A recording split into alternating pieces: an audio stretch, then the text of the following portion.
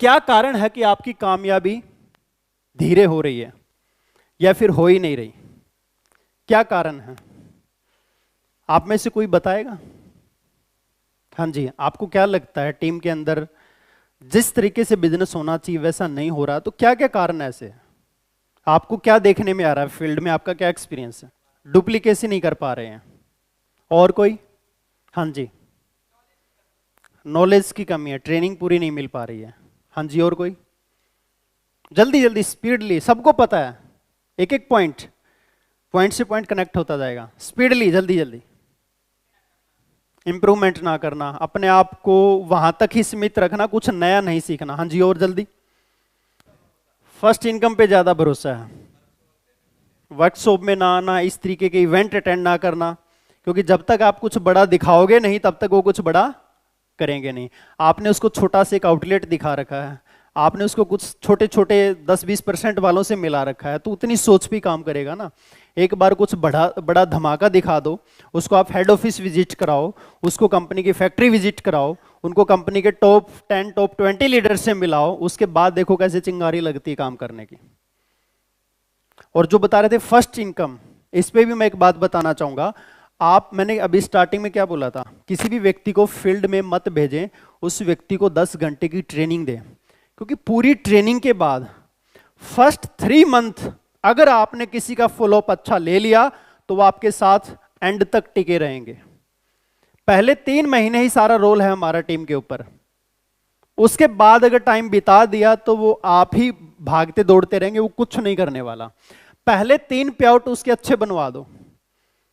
अच्छे का मतलब लाखों में तो नहीं बनेगा, माना कि उसको फर्स्ट पे आउट 4-5 हजार का बन जाए, 2-3 हजार का बन जाए, उसको 3 महीने के अंदर 10 हजार क्रॉस करा दो, उसको जैसे तैसे करके सिल्वर गोल्ड निकाल दो 3 महीने में। अगर आपने सिल्वर या गोल्ड निकाल दिया और उसका 10-15 हजार का पे आउट बन गया फर्स्ट 3 मंथ में, उसके बाद उसको दुनिया की कोई ताकत रोक नहीं सकती काम करने से। प्रॉब्लम यह है, हमारे लोग 6-6 महीने तक 20-25% पे घूमते रहते हैं और हम फिर भी उसी के पीछे मेहनत कर रहे हैं। उसका अंदर से जमीर ही मर चुका है काम करने के लिए। कर सकते हैं ऐसा? तो ये सारे, अब हम बात करेंगे कुछ पॉइंट्स, क्या क्या कारण है। कुछ कारण मैं आपको बता रहा हूं जो बहुत बड़े वायरस हैं। अपलाइन को हमारे से इनकम जाती है, लेकिन वो हमारे ऊपर खर्चा नहीं करता। ऐसे मिलते हैं, आप लोग ऐसे नहीं हैं, तभी आप यहां बैठे हैं, क्योंकि आप लोग खर्चा खुद करके आए हैं, टिकट लेकर के बैठे हैं। लेकिन आपको ऐसे लोग मिलते हैं, खास करके अच्छे लेवल के लोग, silver gold Ruby diamond chairman ambassador crown ambassador तक के लोग ऐसा टीम में होते हैं। क्योंकि उसको प्रॉब्लम यह है कि इनकम, अपलाइन की इनकम अच्छी बन रही है, तो वो मेरे ऊपर, उसको ये नहीं पता उसकी कितनी लैग्स हैं, कहाँ कहाँ काम कर रहा है, नहीं मेरे ऊपर क्या खर्चा कर रहा है। भाई अगर तू निकम्मा है तो तेरे ऊपर तो वो चवन्ने भी खर्च नहीं करने वाला, और अगर तू एक्टिव व्यक्ति है और काम करने वाला व्यक्ति है तो तेरे को जरूरत ही क्या है? फिर तेरे को जरूरत ही क्या है? निकम्मा ही व्यक्ति ये सोचेगा ना। हमने तो कभी ये माइंड सेट रखा ही नहीं जब से एमसी में है, और ना ही किसी टॉप 10 लीडर ने ऐसा माइंड सेट रखा, ना ही किसी टॉप 25 लीडर ने ऐसा माइंड सेट रखा, तभी आज यहां बैठे हो। सबसे पूछो, सेल्फ डिपेंडेंट है, कैसे काम किया उनके आप जर्नी देख सकते हैं। दूसरा कारण, अपलाइन मुझे गिफ्ट नहीं करता एसोसिएट। ऐसे भी लोग होते हैं, और हम इन सब चीजों के भुगत भोगी ऑलरेडी हैं। मैंने बताया ना, हमारा 10 साल का तजुर्बा है। एम्बेसडर क्राउन एम्बेसडर तक भी धक्का मार दे, उसके बावजूद भी कहते सर सीपी तक के लिए भी 2-4 लाख और आप गिफ्ट कर दो, मतलब 9 की 9 लाख सेट कर दो। ऐसे भी लोग मिलेंगे आपको, सब कुछ आप ही कर दो। तो बोलो ऊपर वाला भी देखता कि कर कौन रहा है, तो उसकी वो इनकम भी उसी को देगा जो कर रहा है। सब कुछ तो मैं कर दूंगा, फिर सब कुछ आएगा भी मुझे ही। तीसरा जो कारण है, कंपनी का सिस्टम और बिजनेस प्लान ठीक नहीं है। जब देखो कंपनी कुछ ना कुछ अपडेट करती रहती है। सबका अपना अपना माइंड सेट है, लाखों एसोसिएट है तो लाखों अपना अपना विचार रखते हैं, हमारे सामने भी रखते हैं। ठीक है, सिस्टम मुझे अच्छा नहीं लगा, लेकिन इसी सिस्टम और इसी प्लान में भी लोग 30-35 लाख का चेक ले रहे हैं। इसी सिस्टम और इसी प्लान में भी ईयरली लोगों ने 1.5 करोड़ 2 करोड़ 3 करोड़ भी कमाया है।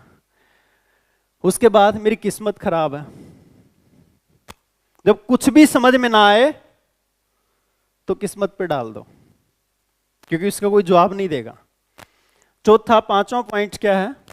मेरे पास पैसे नहीं है। और काम करने के लिए फील्ड में पैसा जरूरत पड़ती है भाई, आपको बाइक में तेल भी डालना है, आपको ट्रैवल भी करना, आपको टिकट भी परचेज करनी है। मेरे पास काम करने के लिए टाइम नहीं है, क्योंकि घर चलाना है भाई, बीवी बच्चे हैं, संभालना है, तो मैं जॉब कर रहा हूँ, उससे मेरा घर का खर्चा निकलता है, तो उसके अलावा फिर टाइम ही नहीं बचता, कैसे काम करें।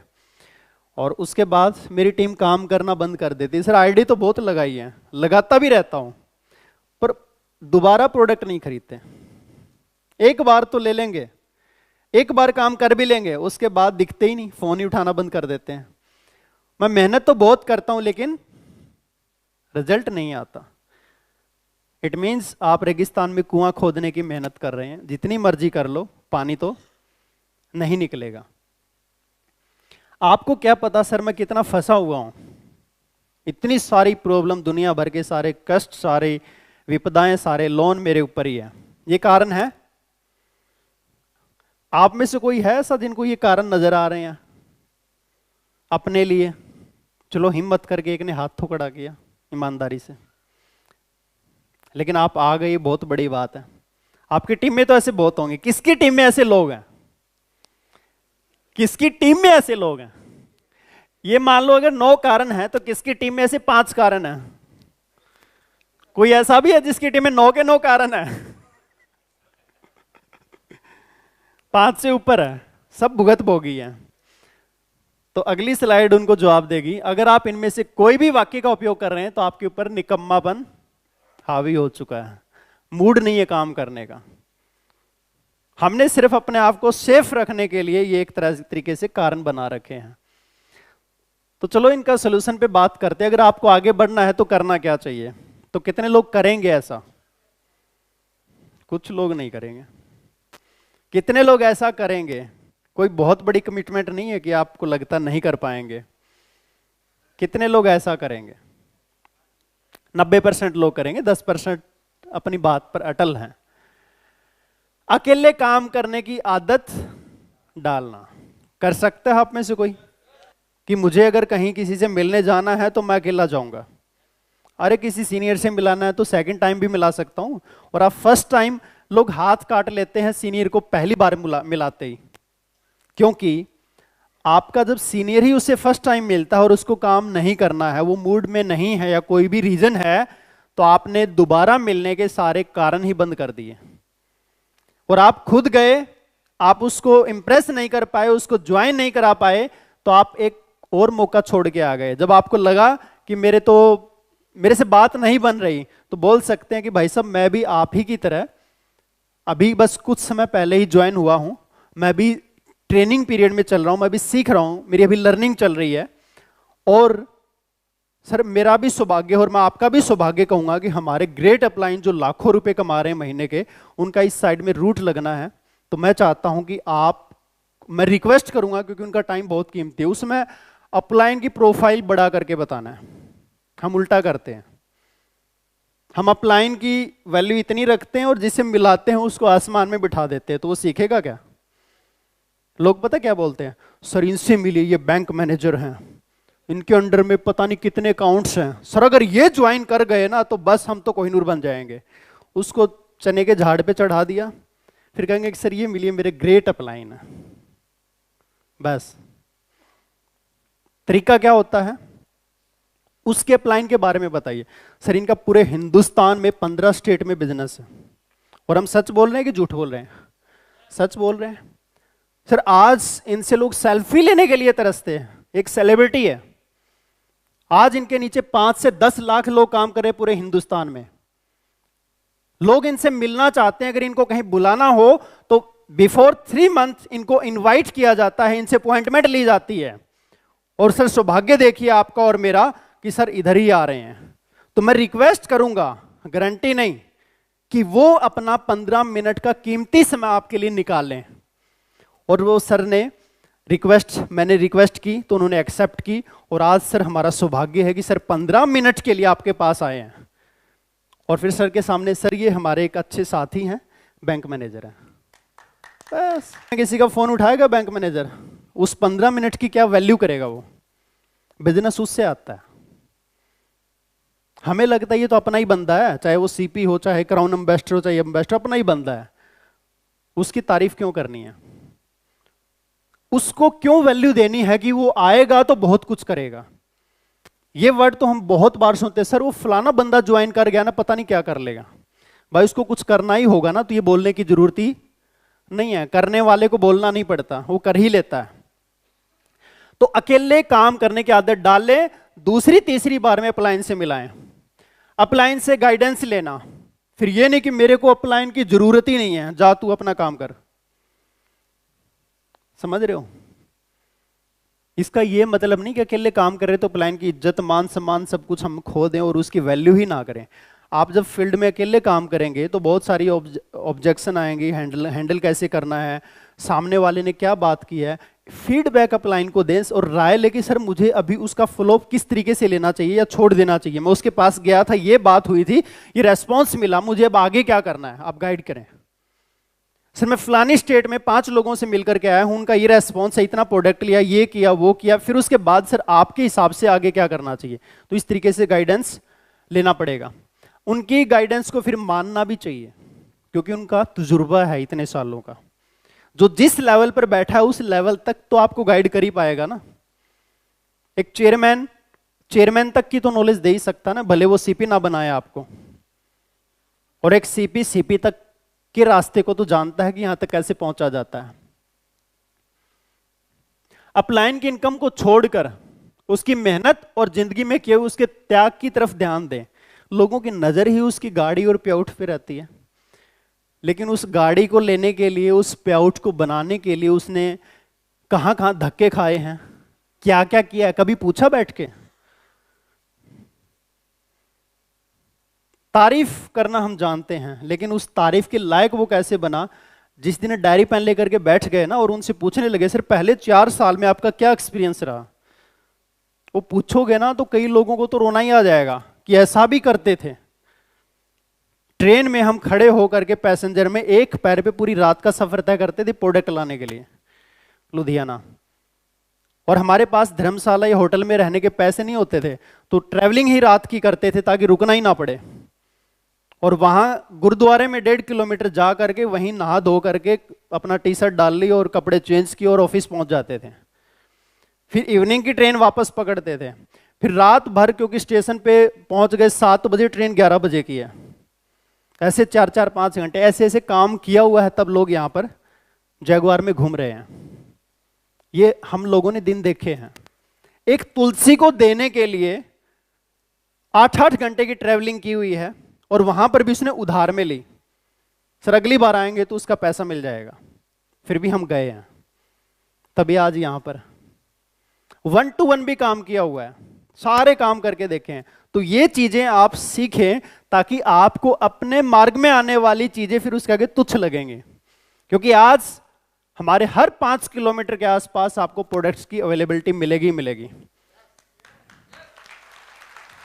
पहले हमें 300 किलोमीटर तक नहीं मिलता था, 500 किलोमीटर तक नहीं मिलता था, आपको 5 किलोमीटर में कोई ना कोई टीडी आउटलेट मिल ही जाएगा। और आज आईएमसी का नाम सिर्फ बोलो भाई, आप आईडीएसए की साइट पर जाकर के चेक कीजिए, आईडीएसए के मेंबरशिप हमने ली हुई है, उसकी वहीं बोलती बंद। प्रोडक्ट्स की आप अगर पैकेजिंग दिखा देंगे तो वो मुंह से बोलता है, रिजल्ट तो बाद की बात है। क्वालिटी, WHO, कितना कुछ हमारे पास बताने के लिए है, उसको विश्वास दिलाने के लिए। पेआउट की बात करें तो अपने टॉप 25 का फेसबुक यूट्यूब पे ही दिखा दो, ये देखो इनकी लाइफ, आज वो कैसी लाइफ जी रहे हैं, बात ही खत्म। हमारे पास क्या होता था उस समय बताने के लिए? कोई था ही नहीं, हम खुद ही बराबर वही उसी लेवल पे घूम रहे थे। पहले बिजनेस पे खर्चा करना, फिर लाइफस्टाइल पर और फिर सेविंग पर। हम उल्टा करते हैं, हम पीछे से शुरू करते हैं। 5,000 का चेक आया है, 4,000 रुपए बचा लेते हैं, 5 ही बचा लेते हैं। जब तक सीपी नहीं बने हमने पेआउट बचाया ही नहीं। अपनी ट्रैवलिंग बढ़ा दी, फ्लाइट्स लेना स्टार्ट कर दिया, अच्छे होटल में रुकना स्टार्ट कर दिया ताकि लोग आएंगे तो लगेगा यार क्या इनकी लाइफ है। 3 डेज वर्कशॉप करनी स्टार्ट कर दी, कुछ टिकट रख ली, कुछ किसी को बुलाना था भाई तुम आधी टिकट लो।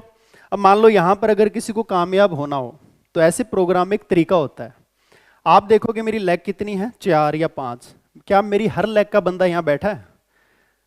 हो सकता है कुछ स्ट्रॉन्ग है वो टिकट ले लेंगे, नहीं लेंगे तो उसको बोलो भाई साहब 5,000 की टिकट है, 3 आप मिलाओ 2 मैं मिलाता हूं।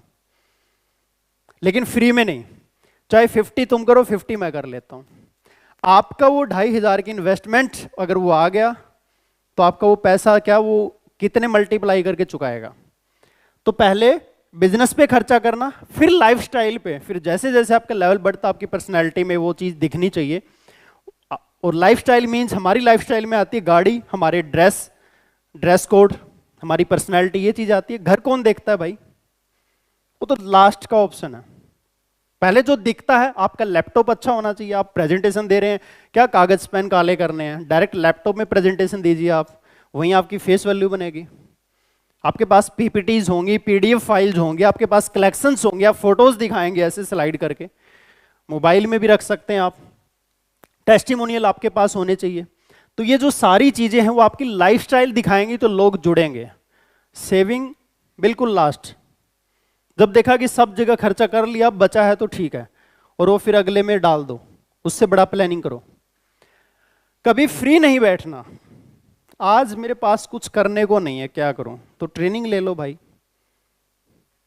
मेरा डेली का जो रूटीन है उसमें मैं सुबह का 2 घंटे से 2.5 घंटे मैं अपने आप को ही देता हूं। उसमें सुबह आधा घंटा मेडिटेशन करना, फिर उसके बाद में योगा करना, फिर जिम जाना। और उस पूरे 2 घंटे में मेरे कान में ब्लूटूथ लगे रहेंगे, मोबाइल से अटैच होगा और कोई ना कोई ट्रेनिंग चलती रहेगी। तो एक साथ फिजिकली ट्रेनिंग और मेंटली ट्रेनिंग, दोनों फिजिकल एंड मेंटली दोनों तरीके से लर्निंग रहती है। उसके बाद दुनिया की कोई भी बुरी से बुरी हालत हमें डिस्टर्ब नहीं कर सकती, हमें डिमोटिवेट नहीं कर सकती। तो फ्री हमें क्यों बैठना है?